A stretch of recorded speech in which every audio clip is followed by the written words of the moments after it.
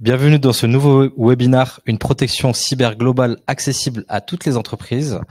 Pour rappel, Finance Innovation est un pôle de compétitivité qui a été créé par le ministère de l'économie en 2007 et sous l'égide de la région Île-de-France aujourd'hui, afin de fédérer tous les acteurs de l'écosystème financier.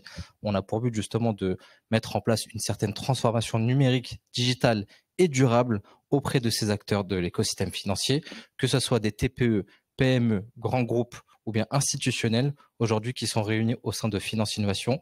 On les compte parmi 600 membres aujourd'hui au travers de 7 filières. Nous avons l'assurance, la banque, la gestion et finance d'entreprise, la gestion d'actifs, l'immobilier, la finance durable et solidaire, ainsi que tout ce qui concerne la finance décentralisée. Et une des raisons principales aussi, une des raisons d'être de Finance Innovation, c'est d'animer tout un écosystème au travers de différents sujets thématiques, que ça passe par l'IA, la blockchain, la cybersécurité qu'on va voir justement juste après dans quelques minutes. Le but étant justement de pouvoir promouvoir du business, de la communication, de la visibilité auprès de notre écosystème financier. Sans plus tarder, je vais laisser la parole à Philippe Pierre-Jean afin qu'il puisse vous présenter plus globalement justement pourquoi on pourrait potentiellement justement avoir une cyber globale, on va dire accessible, complète et accessible, et accessible pour toutes les entreprises. Exactement. Merci à vous. Merci Peter Elias. Déjà merci à Finance Innovation de nous accueillir dans les locaux. L'objectif aujourd'hui, c'est de présenter 3 acteurs importants dans le monde de la cybersécurité. Alors, on va commencer par toi, Chloé. Chloé Portal, tu es la responsable du développement région Auvergne-Rhône-Alpes et Île-de-France chez Datac, qui propose quoi en un petit mot rapide? Vas-y, on appuie. Ok, non, c'est bon, tout le monde m'entend. C'est bon, c'est bon. En quelques mots rapides, Datac est spécialisé dans l'assurance cyber et propose des outils de cybersécurité combinés à une solution assurantielle pour avoir un package complet pour se protéger contre les cyberattaques. Parfait. Merci à toi. Olivier, sur ta droite, tu as Olivier Blandin, président de l'ACC RMA, qui propose des solutions de courtage. Est-ce que tu peux nous en dire un petit peu plus, Olivier? Oui, moi, je suis un courtier de proximité, donc moins de 10 personnes dans mon cabinet. Et en fait, moi, je suis spécialisé dans les risques financiers, c'est-à-dire cyber, RC Pro, RC Dirigeant, et je suis aussi membre de Finance Innovation depuis quelques années, où j'ai souvent animé des sujets en matière de cybersécurité qui, pour moi, est vraiment un enjeu majeur. Donc, tu as été à ma place déjà. Exactement. Et pour terminer sur ta droite, quelqu'un que je connais bien, Stéphane Chomette, le président de Cyber TPE. Bonjour. Est-ce que tu peux nous dire un petit mot sur Cyber TPE rapidement? Alors, Cyber TPE, c'est une société qui a pour mission de protéger les petites entreprises contre les risques de cyberattaques. Alors, les protéger via 2 manières, en leur donnant les bons outils avec les bons réflexes. On est aussi un organisme de formation certifié Calliope, mais pas que, on est aussi une ESN. Et on a créé cette société avec Philippe il y a maintenant presque 3 ans. Et l'objectif est bien de défendre les petites sociétés contre ces risques. Alors justement, belle transition. Du coup, on parle d'ESN et d'assurance aujourd'hui. L'objectif, c'est un petit peu de réunir tous les acteurs importants sur le sujet pour développer une offre complète de cybersécurité à l'ensemble des entreprises, que ce soit des petits, des moyennes, des ETI, voire des grands groupes. On le voit bien avec le développement du numérique, que ce soit à usage personnel ou professionnel. Le numérique occupe aujourd'hui une place majeure dans notre quotidien, et même, on va dire, incontournable. On ne peut plus rien faire sans un ordinateur aujourd'hui. Et du coup, on le voit bien, on a des ordinateurs, on a des smartphones, on a aussi des tablettes connectées pour pouvoir gérer nos entreprises. L'objectif de ça, c'est de se dire que cette ultra-connexion par Internet, aujourd'hui, on le voit bien, est un boulevard pour les hackers. Donc, on a même quelques chiffres. On voit bien que il y a 53% des entreprises qui ont subi une attaque en 2023. Donc ça, on a les chiffres officiels. Et donc, justement, on va voir ensemble un petit peu comment maîtriser tous ces risques cyber et le transfert à l'assureur derrière. Alors, je vais commencer déjà par une première question basique. En 2 mots, c'est quoi la fameuse cyberattaque? Si on peut avoir un petit retour des experts. Alors déjà, la définition basique, je dirais, une cyberattaque, c'est une atteinte au système informatique dans un but malveillant. Bon, une fois qu'on a dit ça, on n'a pas dit grand-chose.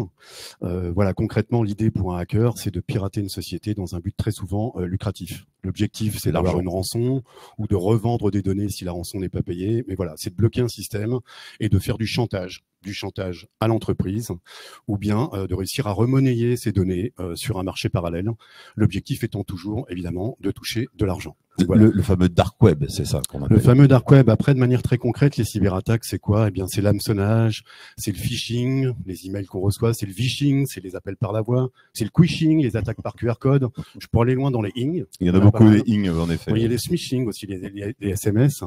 Il y a le piratage de compte, bien sûr, de manière très concrète, et puis aussi les rançongiciels, mais bien que ce soit plutôt une conséquence d'une attaque. Enfin voilà, les cyberattaques c'est multiforme, et en tout cas, l'objectif est toujours le même. C'est extorquer de l'argent et récupérer de l'argent. La finalité reste l'argent. On le voit bien justement du coup côté assureur, il y a deux choses différentes. Si on peut les séparer. Il y a deux choses différentes. Une cyberattaque, donc c'est vraiment une intrusion malveillante. Alors ça peut être sous différentes formes. Donc il y a des outils pour protéger que des sociétés de cybersécurité mettent en place, mais il y a l'assurance aussi, en fait, puisque ces intrusions malveillantes peuvent causer il y a des conséquences financières pour la société. Donc sur 2 points. Il y a la partie dommage, nous qu'on appelle en assurance la partie dommage, et la partie responsabilité civile. La partie dommage, c'est toutes les conséquences qu'une intrusion malveillante va engendrer au sein de la société. Donc toute la compromission du système informatique, les frais que ça va générer, même la perte d'exploitation, donc toutes les conséquences vraiment financières de la société. Et il y a aussi une autre partie de conséquences financières auxquelles on pense pas forcément, qui est un petit peu aussi une grosse partie de l'assurance, c'est la responsabilité civile. Puisque suite à cette intrusion malveillante, la société peut avoir des interactions avec des tiers, donc des fournisseurs, des clients. Et en fait, ça peut causer aussi des dommages à toutes ces personnes pour des retards, des frais supplémentaires. Donc il y a toute cette partie dommages et cette partie responsabilité civile. Oui, on le voit bien quand une entreprise subit une cyberattaque, elle n'est pas toute seule à le subir. Il y a tout son écosystème qui est en amont ou en aval, que ce soit ses clients ou ses fournisseurs, qui peut également en pâtir. Et c'est vrai que ça touche tout le monde. Donc merci aux assureurs d'être là. On va parler un petit peu plus concrètement en entreprise. Quels seraient des cas concrets pour mieux comprendre un petit peu l'importance des données que les entreprises ont et pourquoi il faut se protéger aujourd'hui? Alors, je vais donner quelques exemples croustillants, puisqu'on m'a sollicité pour le faire, de petites entreprises, puisque c'est les sociétés que nous, on protège. On a protégé un salon d'esthétique qui est venu nous voir en nous disant, voilà, on a 4-5 ordinateurs, nous, on n'a pas grand-chose à protéger, on ne se sent pas vraiment concerné, mais venez quand même nous voir pour voir s'il y a quelque chose à protéger. Ils nous disent, nous, notre système de comptabilité est chez notre comptable, notre prise de commande, elle est sur un logiciel externe, donc on n'a pas grand-chose à protéger. Alors finalement, très rapidement, on a fait un audit de leur système, il y avait 5 ordinateurs, et on est tombé sur des photos très dénudées de dames qui faisaient des soins.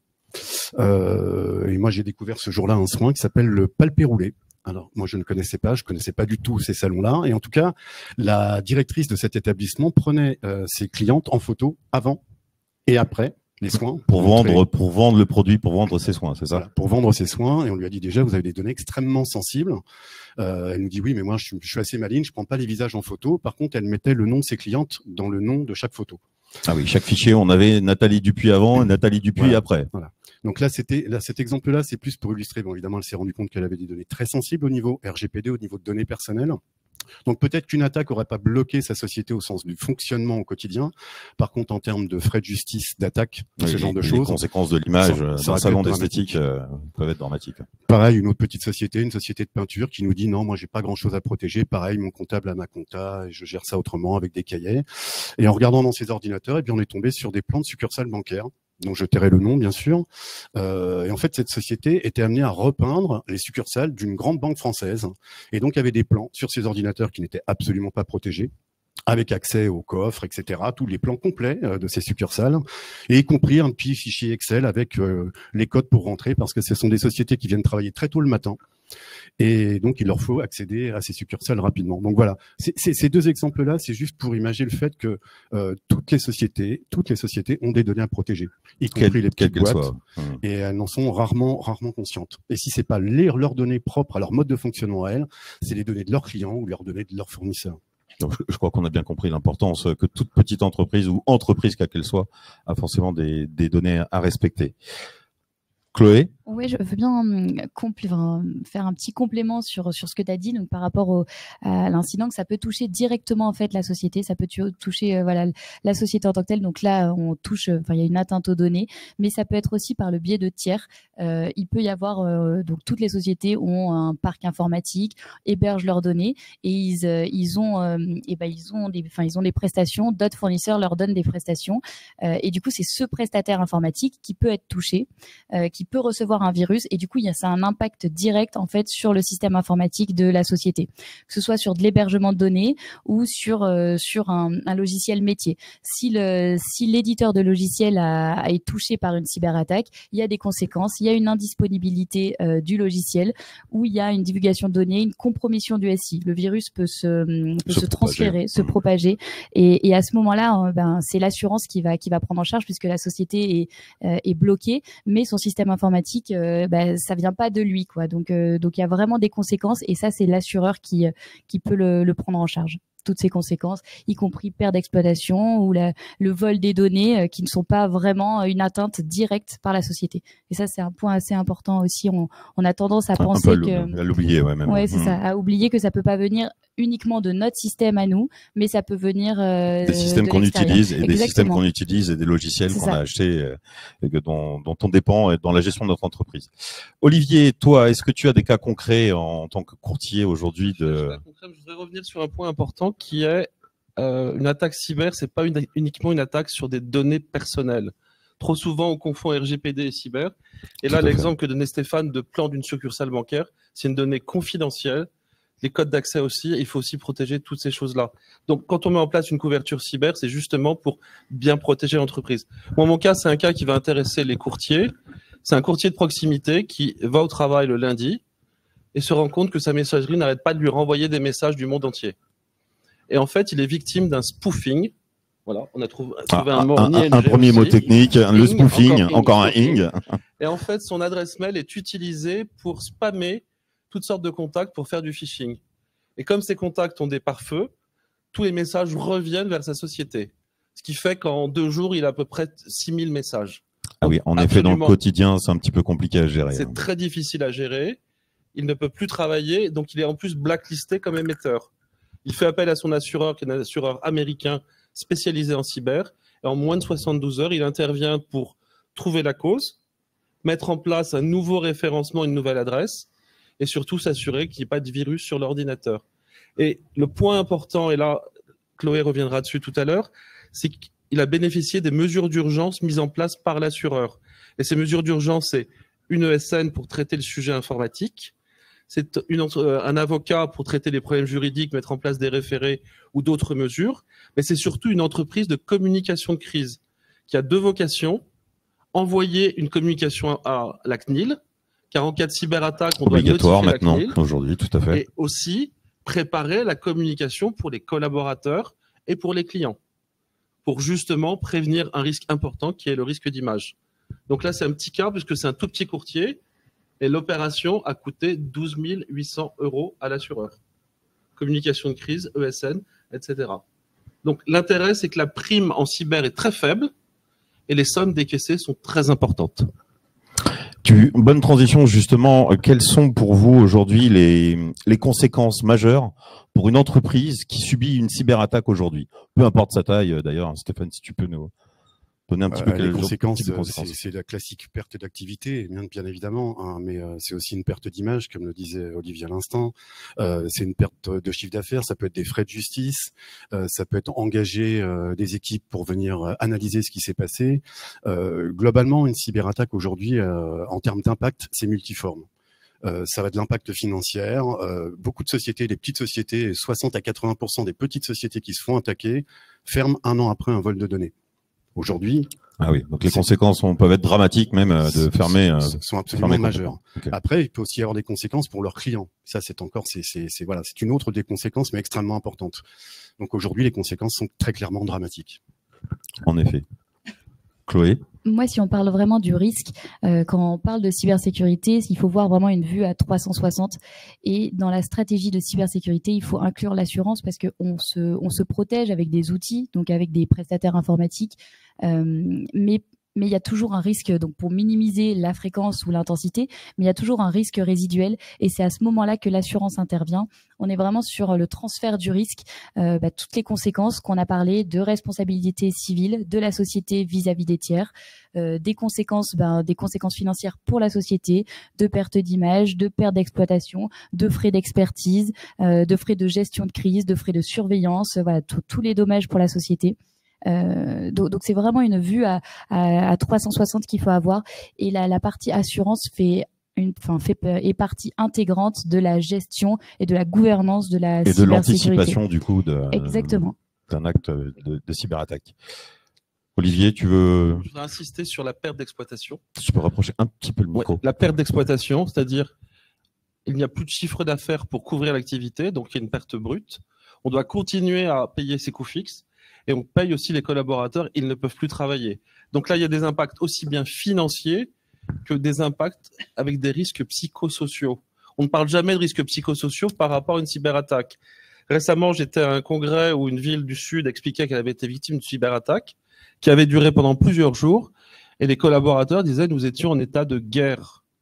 Parce que quel que soit le niveau des collaborateurs qui interviennent sur une cyberattaque, ils sont sur le pied de guerre, ils doivent se protéger, ils doivent se mobiliser jour et nuit. Donc les conséquences peuvent être extrêmement lourdes, financières bien sûr, et c'est souvent le rôle de l'assureur de couvrir les conséquences financières, mais il y a aussi toute une approche globale. On a parlé de maîtrise des risques. Maîtrise des risques, ça veut dire anticiper, mais c'est aussi des plans, je dirais pas plan de reprise d'activité pour une cyber, parce qu'une petite TPE, mais des plans pour que se passe-t-il en cas de. Et tous ces aspects-là sont à anticiper, à gérer. Et c'est pour ça, justement, que les assureurs, les ESN, les courtiers se mobilisent pour avoir une approche globale et permettre la pérennité de l'entreprise. On entend de plus en plus parler de l'effet psychologique de victimes de cyberattaques. Et c'est vrai que l'accompagnement est très nécessaire, et plus que nécessaire. Le chômage technique aussi, on n'en a pas parlé, mais voilà, indépendamment d'intervenir en cas d'attaque et d'être sur le pied de guerre, comme dit Olivier, mais il y a aussi le chômage technique. C'est extrêmement traumatisant pour un salarié. Alors justement, tu fais le lien. C'est parfait, merci. Du coup, on se rend compte. Alors c'est un peu la question, mais est-ce qu'une cyberattaque provoque des faillites aujourd'hui d'entreprises? J'ai envie de répondre oui et non. Mmh. Oui, sûrement. Mais aujourd'hui, on n'a pas de chiffres, on n'a pas de données. Même sur le nombre de polices cyber qui existent, on n'a pas de données. Et je discutais avec une ESN spécialisée en cyber. Le chiffre dont on parle, c'est qu'une attaque déclarée égale 10 attaques non déclarées. Et encore, on entend même parfois du x100 par rapport aux vrais chiffres officiels. Voilà, parce que les gens n'osent pas déclarer une cyberattaque en disant j'ai sans doute fait une erreur, etc. L'image vis-à-vis de ses clients et autres, on a toujours un peu tendance à se cacher. Aussi, c'est très... Donc les faillites, tout à l'heure Stéphane disait 60 ou 80%. Je pense que c'est le cas pour des petites entreprises. Pour les plus grosses, ça va être du ralentissement de l'activité, ça va être la reconstitution du système d'information. Et une chaîne de télévision européenne avait été victime d'une cyberattaque. Il y a eu plusieurs dizaines de millions d'euros pour reconstituer intégralement le système d'information. Oui. C'est là qu'il faut avoir un petit peu de moyens, un peu de trésorerie pour se remettre de ce genre d'événement. Et une bonne assurance. Et une très bonne assurance, pour le coup. Le lien est bien fait. Si vous voulez rajouter... Je rajoute un petit truc sur le monde aujourd'hui. On est vraiment sur un monde digital. Donc aujourd'hui, on est tous dépendants des systèmes informatiques, que ce soit de son téléphone, de son PC à titre personnel et à titre professionnel. Donc du coup, vraiment, les cyberattaques, elles peuvent être partout et tout le temps. On n'est plus sur avant où on avait l'image peut-être d'une personne seule qui voulait s'introduire le fameux hacker à capuche dans sa cave. Voilà, ce fameux-là. Je pense qu'aujourd'hui, alors il existe certainement encore, mais en tout cas, c'est pas le plus gros. Aujourd'hui, cette intrusion s'est industrialisée et on parle vraiment d'une économie un petit peu souterraine avec des plusieurs sociétés et en fait chaque société, il y a des sociétés qui éditent des logiciels malveillants, des virus, qui les vendent à d'autres sociétés pour justement les introduire dans le système informatique d'autres. On est vraiment sur une économie à part entière et on n'est plus sur la petite personne qui va choisir l'activité de sa cible, qui va choisir la taille. Non, ils prennent les données de tout le monde et ensuite ils essayent de les vendre au maximum sur ce marché noir, on va dire. Ouais, Sur l'aspect logiciel, je voudrais ajouter qu'on a ce qu'on appelle le RAS. Le RAS, c'est la version rançongicielle du SaaS. Software as a Service. RAS, c'est Ransom as a Service. Certains vendent des outils pour déterminer quelle sera la cible, le montant de la rançon, le mode opératoire et autres, et tout est industrialisé. Donc aujourd'hui, on est vraiment face à des professionnels. C'est ça. Et je rajouterais que c'est devenu un monde industriel maintenant, les hackers. Avant, c'était la pêche à la ligne où on ciblait les entreprises de manière très claire. Aujourd'hui, maintenant, c'est la pêche au chalut. Donc, il y a des systèmes automatiques qui attaquent tout ce qui est connecté sur Internet. Et quand je dis tout, ça va de l'ampoule connectée en passant par l'enceinte connectée ou évidemment les systèmes d'information d'une société. Et en fait, on est tous sensibles et on est tous sujets à être attaqués très clairement. Demain, on sera tous attaqués. Donc, faut anticiper parce que maintenant, c'est bien la pêche au chalut. Les pirates ne savent quasiment plus ce qu'ils ramassent. Il y a même des pirates qui attaquent des hôpitaux et qui retirent leur attaque en plein Covid, et qui retirent leur attaque en disant non, c'est pas ce qu'on voulait. On voulait pas attaquer un hôpital. Comme disait Chloé, maintenant, c'est des systèmes qui attaquent tout de manière industrielle et parfois ils savent même pas ce qu'ils attaquent. Oui, donc à titre personnel ou professionnel, le fait de se faire attaquer, on a autant de chances aujourd'hui de se faire attaquer, quoi, de toute façon. Tout ce qui est connecté à Internet peut être attaqué aujourd'hui et est attaqué aujourd'hui ou sera attaqué demain. C'est très clair. Donc, il faut anticiper, se protéger et s'assurer. La question n'est pas serez-vous attaqué, mais quand serez-vous attaqué? Et ce, quelle que soit la taille de la boîte. Avant, c'était surtout les grands groupes. Ça va rassurer tout le monde. On va tous y passer pour le coup, mais du coup, voilà, faut un peu apprendre à anticiper les choses. Alors, justement, le lien est bien fait. Et du coup, c'est quoi la solution idéale pour ceux qui nous écoutent et qui nous regardent? C'est quoi la solution idéale pour une entreprise? Par quoi commencer? Quand on parle de cybersécurité, on a toujours cette image de je suis pas concerné, ça me concerne pas, je suis une petite boîte, je suis une moyenne boîte, personne ne va être intéressé par mes données. Qu'est-ce que vous leur conseillez aujourd'hui? Par quoi commencer? Commençons par faire un diagnostic, un audit. Une première chose, déjà analyser un peu ce que les sociétés ont, que ce soit une petite société ou une grande société, la problématique est la même. Quel est l'état de notre parc? Qu'est-ce qu'on a de connecté à Internet? Une fois qu'on a fait cette partie-là, ensuite c'est d'acquérir les bons outils et de les installer, de les déployer, de se faire accompagner. Ensuite, c'est d'avoir une formation parce que 95% des brèches de sécurité aujourd'hui sont liées à l'humain. Donc le comportement est extrêmement important. Et puis, pour avoir une vue 360, comme le disait Chloé tout à l'heure, c'est aussi d'ajouter la brique assurantielle à cette protection. Donc c'est vraiment ça, bien se protéger aujourd'hui, c'est analyser ce que l'on a, c'est acquérir les bons outils et il y a des ESN pour les petites boîtes, il y a des ESN pour les moyennes et pour les grandes boîtes. Il faut se former, c'est extrêmement important. Oui, le facteur humain est un facteur qu'on oublie. On a un peu tendance à oublier.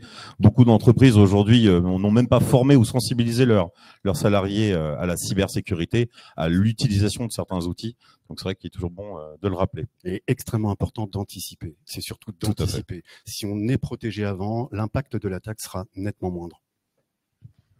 De trouver cet aspect prévention et justement comme je disais, donc la complémentarité de l'assurance et de l'aspect prévention, elle est vraiment essentielle parce que dans l'aspect prévention, comme on dit, on a toute la partie gouvernance, on a la partie réglementation puisqu'on est dépendant puis on a des exigences d'organismes, on a toute la partie organisationnelle, donc là la mise en place d'outils comme tu l'as indiqué Stéphane, et ensuite on a toute la partie humaine aussi, la sensibilisation des collaborateurs et tout ça c'est la partie prévention et la partie conséquence c'est vraiment l'assurance, mais on peut trouver aujourd'hui des assureurs justement qui aident à cette prévention en accompagnement et en complément des ESN, des prestataires informatiques et qui offrent aussi une offre d'assurance. Donc vraiment la partie prévention et assurance, c'est un petit peu comment se protéger, c'est pas un petit peu, c'est complètement comment se protéger contre la cybersécurité. Donc si je comprends bien le lien, c'est toi Olivier entre ces sociétés du coup.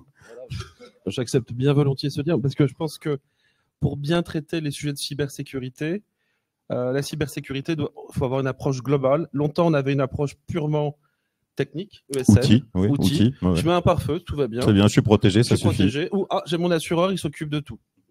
Très bien. On l'a déjà entendu. On l'a souvent entendu. Je suis assuré. Et je dirais tout cet aspect prévention que peut jouer l'ESN, que peut jouer la formation, la sensibilisation, la gouvernance des données, la maîtrise des risques, le diagnostic est fondamental. Et après, l'assureur, faut rester réaliste. Notre rôle, nous, c'est uniquement d'assurer les conséquences financières d'une attaque. Si on peut mettre des services complémentaires, c'est très bien. Mais on doit travailler vraiment main dans la main avec l'ESN pour justement bâtir un système cohérent et efficace. Et donc, l'aspect fondamental, je reviens sur les 95%. 95% des attaques cyber proviennent des collaborateurs. Ça veut dire que ce sont les collaborateurs qui vont attaquer, mais que ce seront des compromissions sur leur messagerie.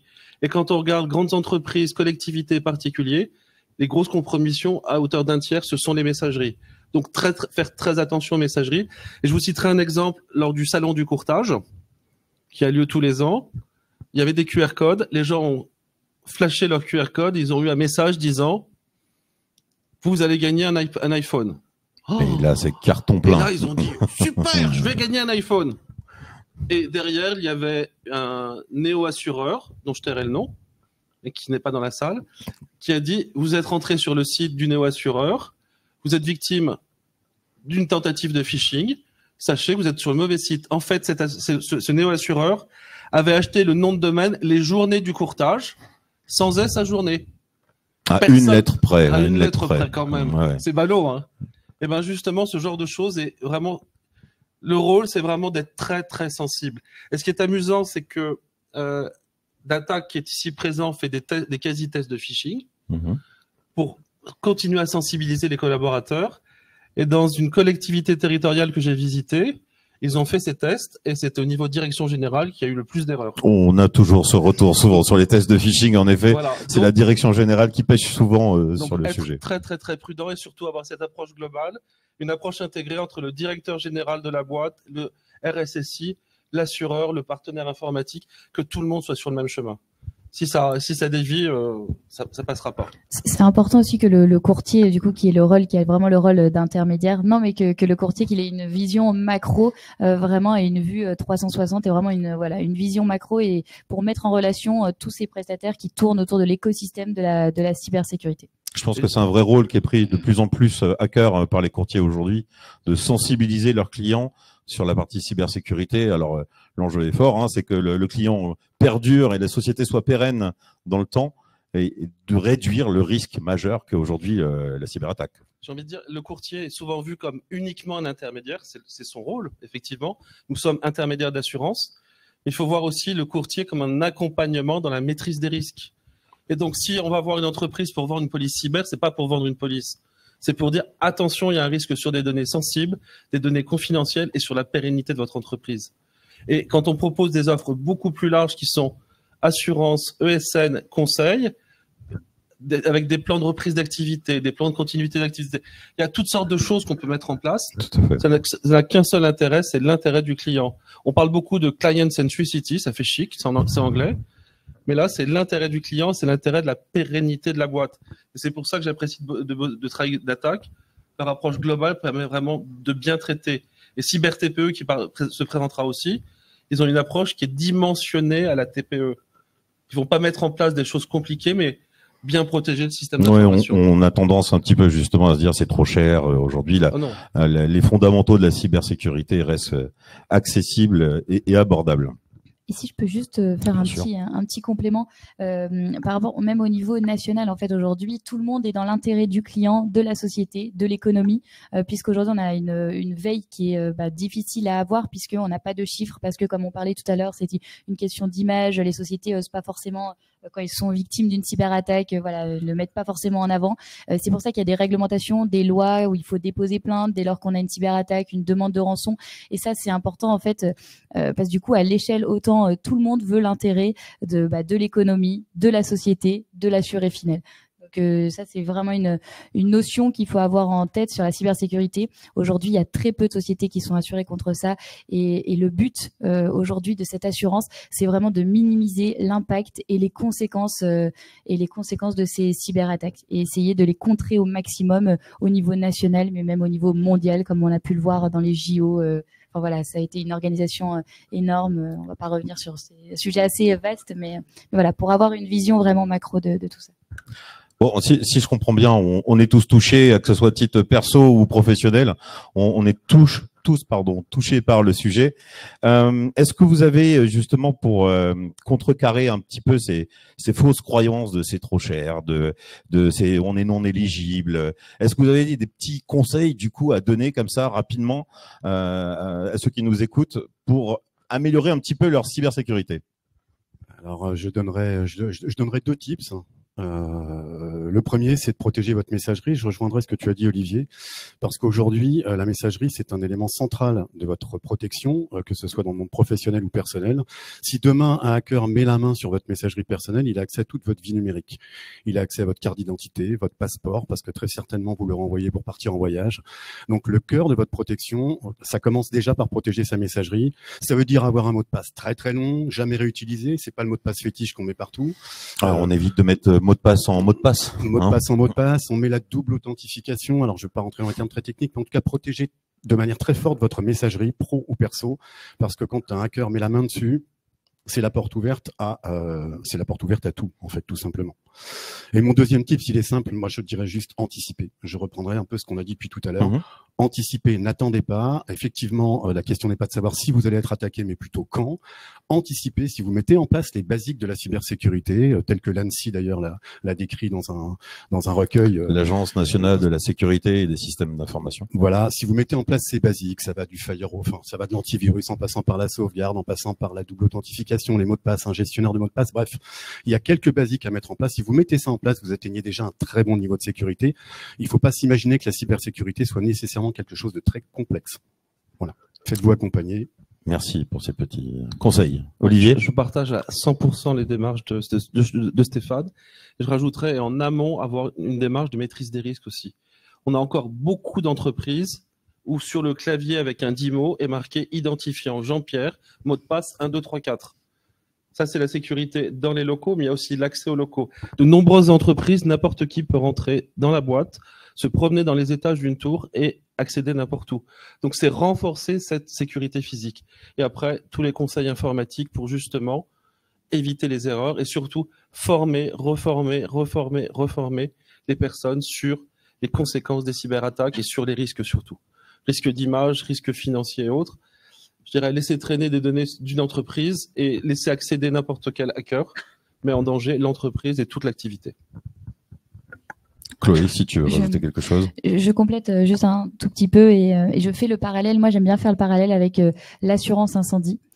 Souvent, sur la cybersécurité, déjà, ça paraît être un monde qu'on ne touche pas forcément. Ça dépend des appétences de chacun, mais ça touche à l'ingénierie informatique et on voit ça qui est comme quelque chose de nouveau et d'assez complexe. Ça peut être un préjugé qu'on peut avoir ou non, parce que c'est un petit peu le cas si on pousse plus loin. Mais surtout, le parallèle avec l'assurance incendie, c'est qu'aujourd'hui, un assureur ne veut pas vous assurer si vous n'avez pas d'alarme, si vous laissez vos portes ouvertes tout le temps, si vous n'avez pas de serrure, voilà, si vous n'avez pas de serrure adaptée, d'extincteur, de sprinkler pour des voilà. Non, mais ça dépend les assureurs, ça dépend les mesures et ça dépend le risque, etc. Mais c'est la même chose en fait. Aujourd'hui, une société, elle va s'assurer un incendie parce que bon, c'est obligatoire, mais surtout parce qu'elle sait que le risque il est là et que même c'est pas sa société, c'est pas son installateur de sprinkler, que si le bâtiment brûle, va l'indemniser des conséquences pécuniaires qui vont en découler. Et il faut voir le parallèle avec l'assurance cyber. C'est pas parce qu'on met en place tout un tas de mesures techniques et informatiques qu'on ne peut pas être touché, et les conséquences derrière, seul l'assureur pourra les prendre en charge. Donc c'est vraiment un complément. Alors justement, qu'est-ce qu'on peut dire à ces gens qui doutent encore? Parce qu'on a encore des gens qui doutent, hein. On rencontre pas mal d'entrepreneurs dans nos vies. On a certains noms qui ne sont pas protégés. On entend toujours, je sais qu'il faut que je le fasse. Et ça devient pas une priorité jusqu'au jour où ils subissent quelque chose et ils nous appellent un petit peu en catastrophe. Qu'est-ce qu'on pourrait leur dire justement à ces entrepreneurs qui pensent encore comme ça aujourd'hui? Moi, je vais parler de finance innovation où j'interviens. Et lors des levées de fonds, le fait d'avoir un dossier assurance correctement organisé en termes de RC dirigeant, d'assurance homme clé et de cybersécurité est de nature à rassurer les investisseurs et à accélérer la levée de fonds. Donc cet argument, on peut l'entendre. Et il y a aussi leur donner des exemples d'accidents cyber, comme font les mauvais assureurs qui racontent que prenez une assurance vie parce que il pourrait vous arriver tel truc, etc., etc. De dire voilà, telle boîte, elle a eu exactement telle chose, et elle a perdu tant de millions suite à une cyberattaque parce que elle a été négligente sur tel aspect. Donc voilà, c'est ça, c'est d'aller raconter les choses, montrer que ça peut être un levier pour lever des fonds. Donc ça, c'est vraiment très finance innovation.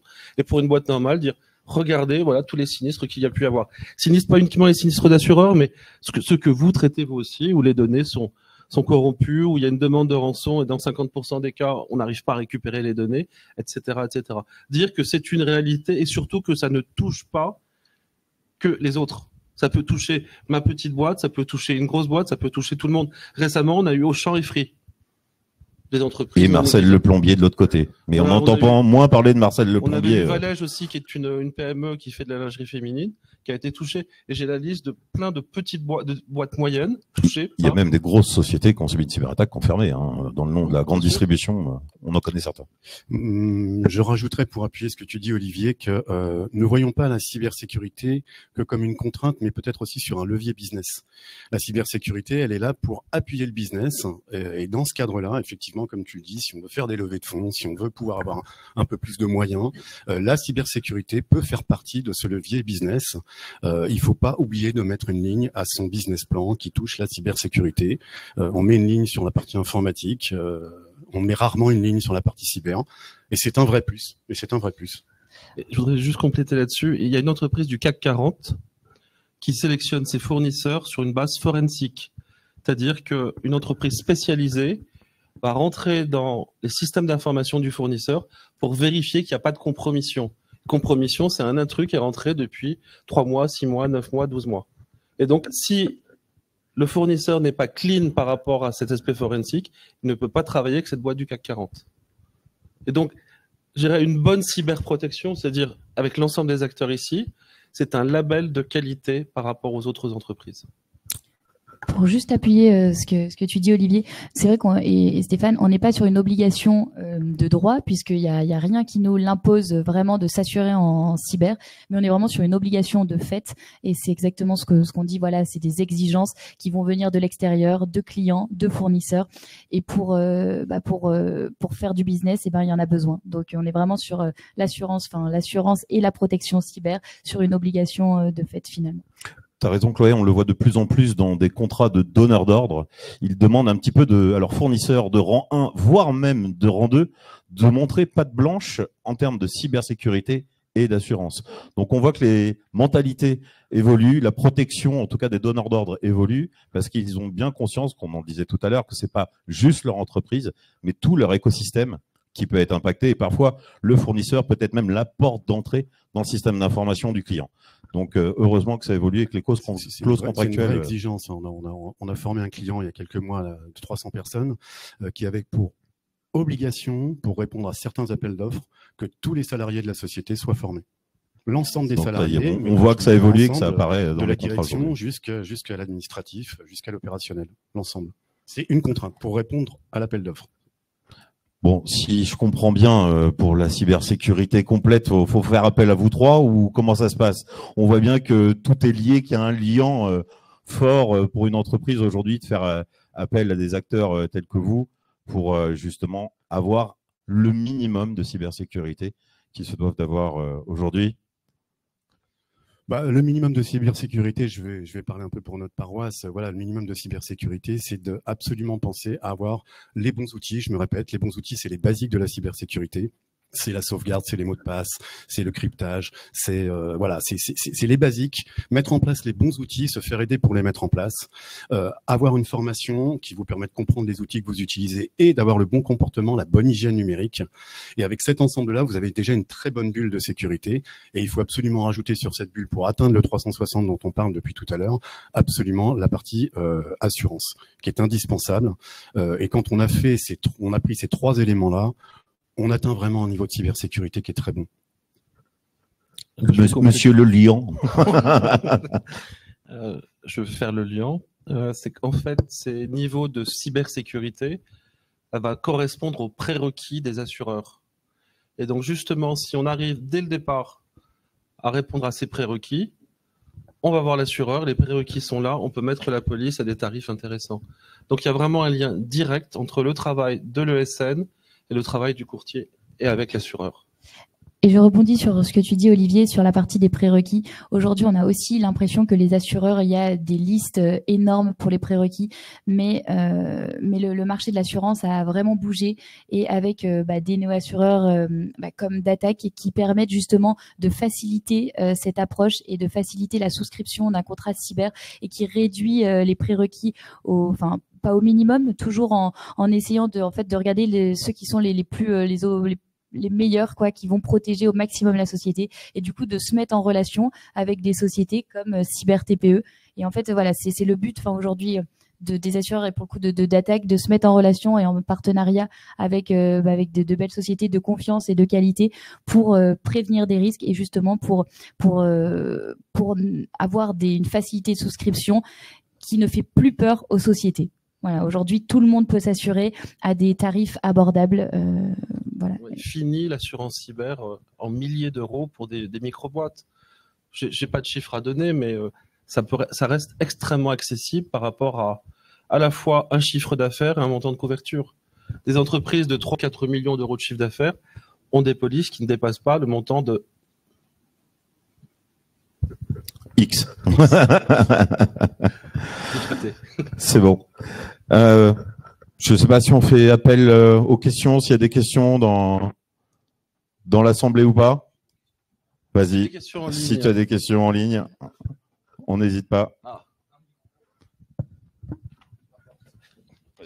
Vas-y. Merci beaucoup. Du coup, j'ai comme question sur la prévention et la résilience. Quelles mesures spécifiques recommandez-vous aux entreprises TPE pour réduire leurs expositions aux attaques par ransomware que vous disiez tout à l'heure, avant même de penser à une assurance?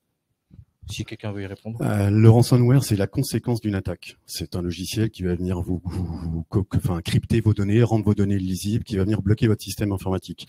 La réponse, c'est un peu ce qu'on a dit en conclusion. C'est qu'il faut anticiper, il faut se protéger, il faut sauvegarder correctement ces données de manière déconnectée de son système. Même si on n'a qu'un seul ordinateur ou 2 ordinateurs, il faut utiliser des mots de passe forts et longs.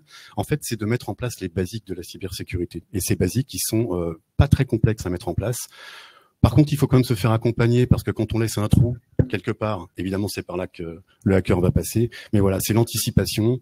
Et si vous anticipez bien, et même si vous attrapez quand même un logiciel type ransomware qui va venir bloquer votre système, eh bien, repartir, on en parlait tout à l'heure avec Chloé et Olivier, repartir sur on va pas appeler ça un plan de continuité d'activité pour une très petite société, c'est un peu compliqué, mais en tout cas, avoir une idée de comment repartir demain si on est attaqué avec un rançongiciel, si on a mis en place les basiques, c'est relativement simple et ça prend relativement peu de coûts aussi.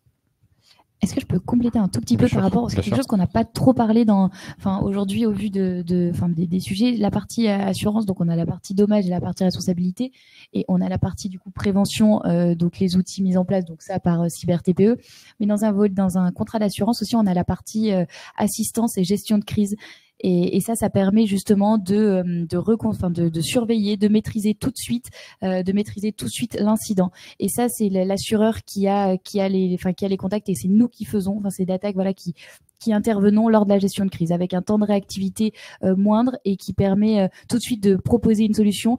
Je fais encore des parallèles sur des assurances plus généralistes, mais qui parlent plutôt à tout le monde. Mais c'est comme l'assurance automobile, l'assurance auto, quand voilà la partie dépannage et assistance, c'est tout de suite, c'est maintenant. Et en fait, chez l'assureur cyber, on a aussi cette partie qui est tout de suite maintenant, et cette assistance, et qui est ultra importante. Voilà, c'était pas trop la direction de nos échanges, mais non, tu fais bien de le préciser. D'ailleurs, c'est souvent le genre de cas où je suis victime d'une cyberattaque. Qu'est-ce que je fais? C'est ça. Si j'ai pas anticipé, qu'est-ce que je fais? Du coup, l'assureur est là tout de suite. Donc, on a ce réflexe comme un peu en accident en voiture. On appelle son assureur. Et ben là, ça sera exactement la même chose. En cas de cyberattaque, l'assureur est là pour accompagner les personnes. Et tu avais anticipé juste la question juste d'après. C'était que couvrent généralement les assurances cyber en cas d'attaque. Donc, il y a les 3 volets. Vraiment la partie assistance, gestion de crise, la partie responsabilité civile et la partie dommage. Et sur la partie assistance, gestion de crise, c'est les mesures d'urgence. C'est-à-dire 72 heures dans lesquelles l'assureur va intervenir en communication de crise sur les aspects juridiques et sur les aspects ESN. C'est-à-dire prendre les mesures immédiates pour éradiquer l'attaque. Et après, bien sûr, il y aura toutes les dimensions RC, dommages, etc. Il faut quelqu'un pour piloter en fait cette partie assistance et du coup en partenariat et bien sûr avec les ESN, en partenariat avec les prestataires déjà impliqués dans la structure informatique de la société. J'ai une bonne question. Est-ce que l'assurance est obligée de payer la rançon aujourd'hui? Est-ce que c'est dans les contrats? Est-ce que c'est moi, je répondrais qu'elle n'est pas obligée, c'est juste une faculté qu'elle a. Okay. Et donc, en cas d'une crise majeure avec une demande de rançon, le rôle de l'assureur, ce sera de mettre en place les moyens pour rembourser la rançon, parce que l'assureur ne paye pas la rançon, il la rembourse. Donner l'accès à une maison du Bitcoin, par exemple, mais la décision de payer une rançon, c'est la décision prise entre l'assureur et la personne assurée. Il ne faut pas oublier aussi, aux États-Unis, payer une rançon, que ce soit l'entreprise ou la boîte d'assurance, c'est pénalement répréhensible, car cela encourage le terrorisme. Aujourd'hui, on est sur vraiment un dernier recours, le paiement de la rançon, mais des fois, il y a toute une analyse qui est faite en amont, une analyse informatique sur la surveillance, comment est-ce qu'on va vraiment récupérer les données, quel est le type d'attaque, comment les données sont cryptées. Ça, c'est tout le métier vraiment de l'ingénieur informatique. Et à la suite de cet audit, quand on fait vraiment quand on a une vision, encore une vision macro de cette cyberattaque, des conséquences que ça peut engendrer, si on récupère ou non les données, et ben là, à ce moment-là, en dernier recours, ou si vraiment il n'y a pas le choix pour refaire démarrer la société, là on décide de payer la rançon. Mais c'est pas automatique, c'est pas obligatoire, c'est pas interdit, c'est vraiment un échange entre le courtier, l'assuré, le prestataire informatique. En fait, à chaque étape d'une cyberattaque, on va dire de la résolution d'une cyberattaque, tout le monde est impliqué. Et ça, il faut bien le dire. Il n'y en a pas un seul qui est exclu. Le prestataire informatique n'est pas exclu. Il est au cœur des choses. Le courtier aussi, parce qu'on est vraiment sur le rôle de conseil. L'assureur, clairement, puisque c'est les fonds derrière et les conséquences. Et la société, évidemment. Donc tout le monde participe à la gestion de ce sinistre et tout le monde est complémentaire et nécessaire.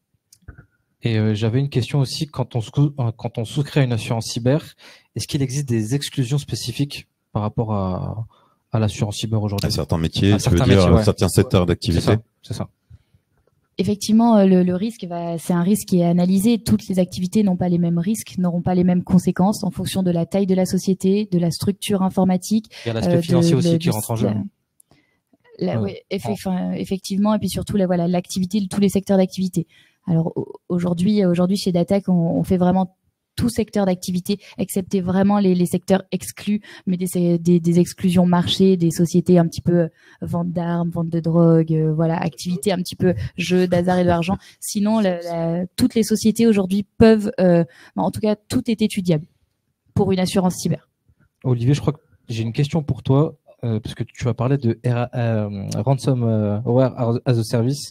Pensez-vous que la montée en puissance des RAAS modifie les exigences des assureurs envers les entreprises?